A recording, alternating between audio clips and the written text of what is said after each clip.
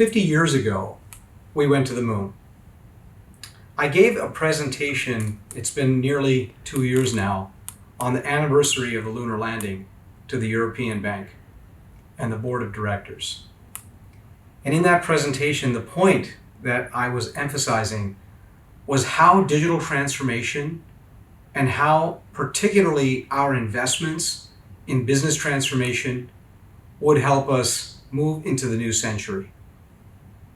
And so today, the issues that we faced that triggered that lunar landing are the same issues in many ways that we face today.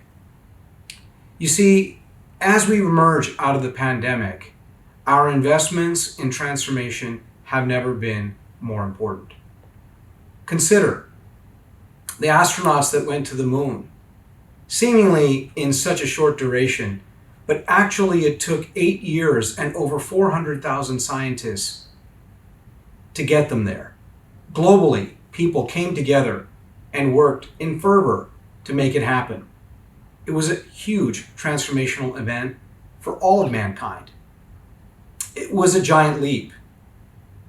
And today, when I address you, I ask you, what giant leaps are we taking in our businesses? We must stop being incremental thinkers that are focusing on moving from version 9 to version 10 to version 11. We must have that spirit as we face the challenges coming out of the pandemic.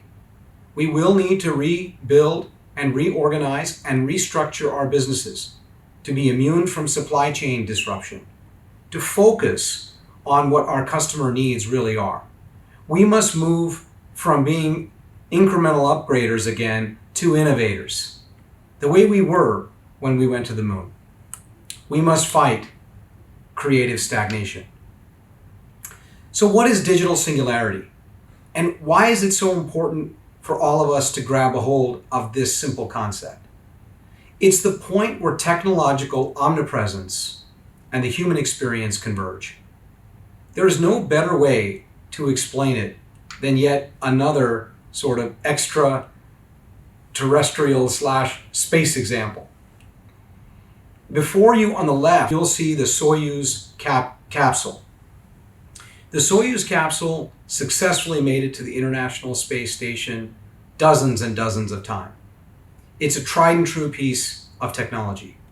But what you see is a complex set of dials and switches, all manual, requiring manual operation.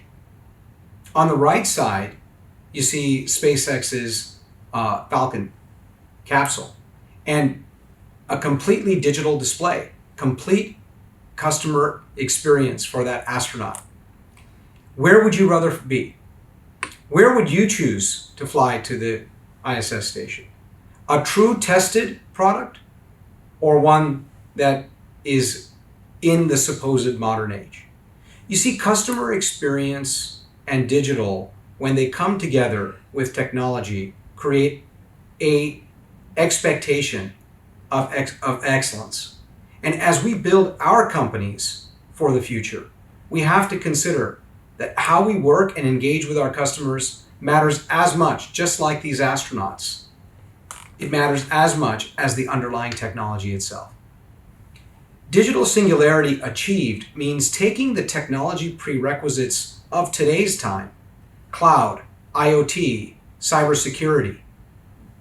I'm not talking about data centers. I'm not talking about email or computers.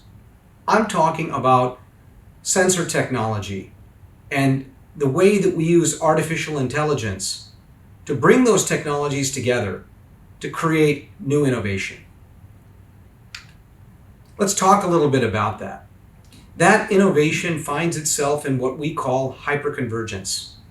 Hyperconvergence is the taking of two or more technologies and creating something new. This is 1 + 1 = 10. A simple device like the Nest, which many of you may have in your own homes, was designed to be a digital thermostat to help you control the temperature remotely from your phones, so that if you're out and you could turn on the air conditioner to cool the home before you get back home. Simple device. But this simple device, which took age-old technology, thermostat technology, and made it IoT, was something much more than that. Today, public utilities and energy companies around the world have the ability to monitor these devices and actually measure and manage energy conservation across entire communities. I'm speaking to you from Los Angeles, and devices like this are used by the energy companies to manage spikes and heavy load periods. And so what was really just a thermostat is actually something so much more in the digital world. And so I ask you today to consider, what underlying technologies and capabilities do you have in your own business that can be transformed to create something completely new? Between now and 2025, we expect 12,000 new satellites to launch. And those 12,000 satellites are going to be providing broadband to the entire world. 4 billion new people will now have access to the internet. They will have access to buying services and goods, and they will be involved in conducting business, teaching, going to school, taking advantage of all of the benefits of broadband. This new spaceport-based technology, which will be launched out of Indonesia, will offer free internet access to everyone. How does that change your businesses today? How does that change your customers of tomorrow? Who will they be?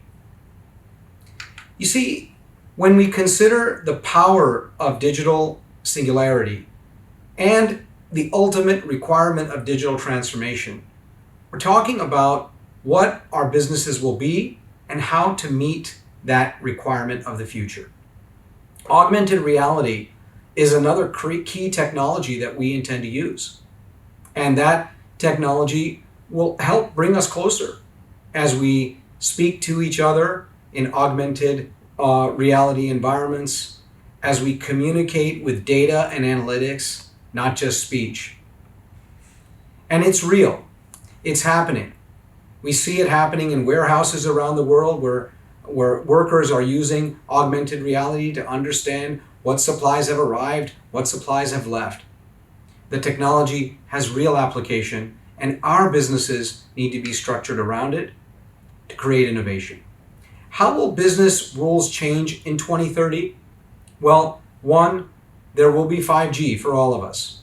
And that means, again, as I mentioned, broadband connectivity, bringing on 4 billion new people, new customers, new competitors, and new opportunities. Transboundary communities. It doesn't matter anymore, as we've seen post-coronavirus, now in the post-pandemic.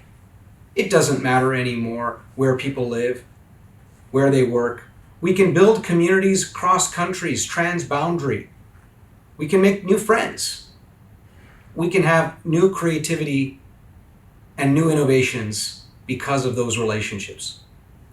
The digital workplace. The digital workplace is ubiquitous. It exists everywhere and at every time. And many of us have complained that the digital age has brought a time for us when we are stuck at home. But in many ways, it's freed us. It's allowed us to spend more time with our families, also take control of our time, our free time, and be able to communicate and work on a global basis, which we never could before. That digital workforce that is born, along with the 4 billion new entrants into the digital economy, is going to create new competition. So we have to be ready. We have to transform our businesses today. How will we live and work in this new age? Well, you can expect multi-site collaboration using these technologies. We can work from many different countries at the same time. Time with people, not machines. As technology is more ubiquitous, it falls away into the background. We move into smart rooms that are aware that we are coming, that are ready for us with our data, that we can connect into. We do not need to carry devices. We can spend more time communicating and talking with each other. Immersive multisensory experiences. This is important. Holographic imagery, virtual imagery, it's all coming to help us be able to make those communications richer so that we can spend more time imagining and creating instead of just doing. In this new world, there won't be as much visible technology. We will take advantage of smart rooms and smart workspaces. A few final takeaways. We must change our mindset from being upgraders to being innovators. Consider those 400,000 people that took humankind to the moon without a cell phone, without a supercomputer, and without any type of artificial intelligence. It just took their minds. We must embrace transformation and bring it into the DNA of our organizations. Absolutely essential if we are to survive in the digital age. And finally, we must reimagine how we connect with our customers, understanding that we have new customers coming online in the next 5 years. And as they come online, what products, services will we sell to them? I look at this opportunity with all of you today as not the end, but truly the beginning of a new inspirational age. And as we embark on Expo 2020, it gives me tremendous hope and opportunity for the future. Thank you so much, and I look forward to working with all of you very soon.